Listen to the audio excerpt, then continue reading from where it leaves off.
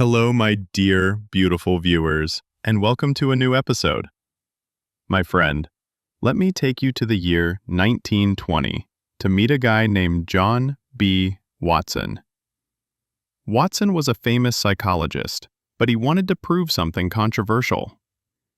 That all our complex human emotions, our fears, our phobias, are not born with us.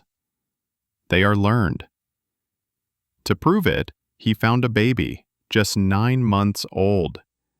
They called him Little Albert. This baby, my friend, was calm, happy, and unafraid. They showed him a white rat. He loved it. He played with it. He smiled. What's not to like? But, my friend, Watson then began the experiment. The next time they showed Albert the white rat, Watson stood behind him, and bam! He struck a steel bar with a hammer, creating a terrifying loud noise. The baby was terrified. He cried. They did it again.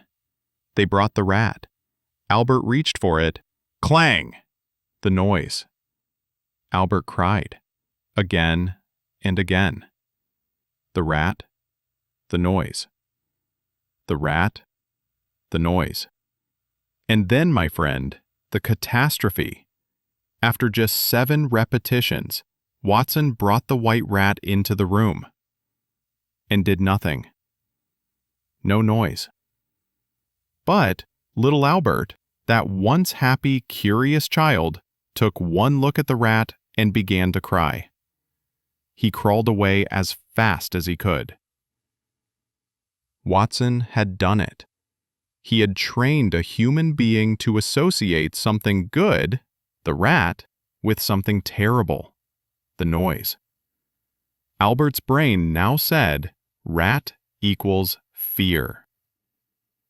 So why are you telling me about this, Coach? This is horrific. I'm telling you this, my friend, because millions of people have accidentally done this to themselves. They have become little Albert. But their fear isn't of a white rat. Their fear is of their own birthday. So whether you're the little Albert who runs from the cake, or you're the one trying to give it, hit subscribe. We need to figure out why. So what is the noise? What is that terrible clang sound that made you associate your own birthday with fear? It's not one noise, my friend. It's 3. The first noise is the sound of crushing disappointment. This is the dopamine debt we talked about. As a child, your birthday is pure magic. It's a level 100 dopamine spike.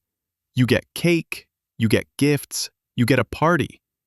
Your brain learns birthday equals pure joy. But as you get older, my friend, reality hits. You hit 25. You anticipate the party, the calls, the texts. Your brain is expecting that level 100 hit, but the cake is just okay. Your friends are busy with work. The texts are just a HBD emoji. The reality of the day is a level 15. Clang. Your brain registers the gap between the expectation, 100, and the reality, 15, as a loss, a painful crash. After this happens 2 or 3 times, your brain, just like little Albert's, learns a new, sad equation. Birthday equals disappointment. So what do you do to avoid the pain? You avoid the rat. You pretend it's just a normal day. You've built an expectation shield to protect yourself from the crash. But the second noise, my friend, is worse. It's not a sound from the outside. It's a sound from the inside. It is the sound of your internal CEO. What CEO, Coach? Yes, my friend. You have a tiny, angry manager living in your head. He has a clipboard, a tiny suit, and he hates inefficiency. This CEO lives by one single rule. Value equals achievement. You get a bonus, you celebrate.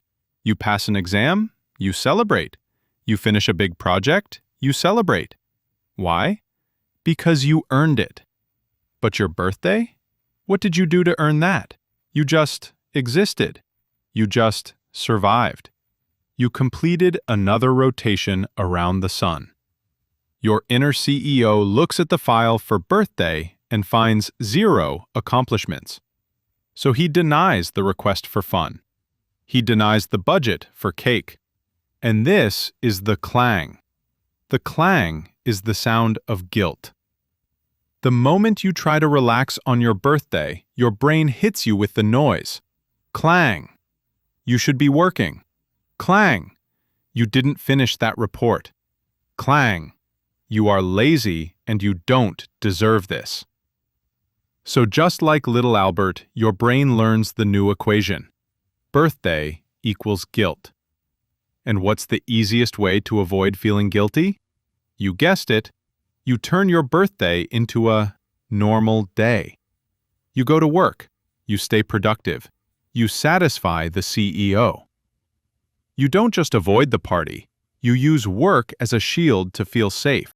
And the third noise, my friend, is the most primitive. It's not a sound of disappointment or guilt. It is the sound of the social alarm bell. What is this, coach?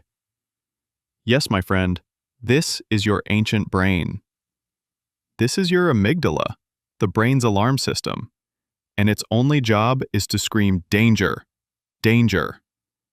And what, my friend, does your amygdala see as a top-tier danger? Being watched. Being the center of attention. The spotlight. When it's your birthday, all eyes are on you. You walk into the room, they sing. You have to open the gifts in front of them.